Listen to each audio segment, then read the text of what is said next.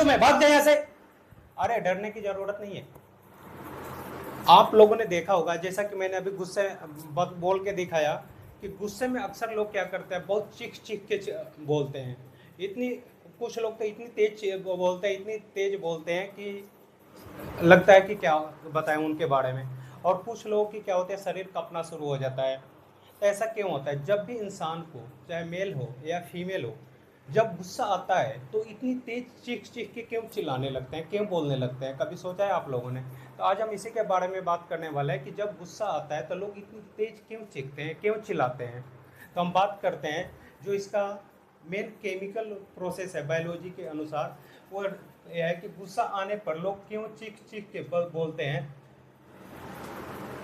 यह है आपका एमिगडाला। जो एमिगडाला हमारे इंसान के दिमाग के अंदर बादाम के साइज का एक तंत्र होता है दिमाग के अंदर, जो हमारे भावनाओं को कंट्रोल करता है। उस तंत्र, उस पार्ट को बोलता है एमिगडाला।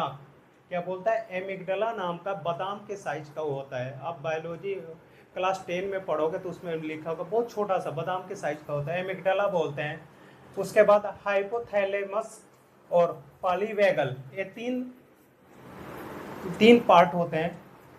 पॉलीवैगल तंत्रिका सक्रिय हो जाते हैं, तीनों क्या होते हैं, एक्टिव हो जाते हैं, जिससे हमारा शरीर शांत अवस्था से उत्तेजना की अवस्था में हो जाता है। ये इतने ने एक्टिव हो जाते हैं कि हम शांत से एकदम मतलब कि गुस्से में आ जाते हैं। जो एड्रेनालाइट और कार्टिसोल में वृद्धि और खतरे में बचने पर केंद्रित करता है, जो हमें खतरों से बचाता है, वो क्या होता है, एक्टिव हो जाता है।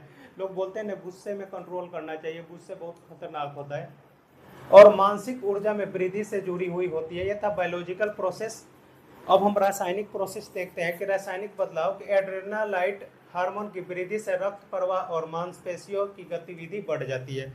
एक हार्मोन है, या उसे आम भाषा में कहते हैं स्ट्रेस हार्मोन।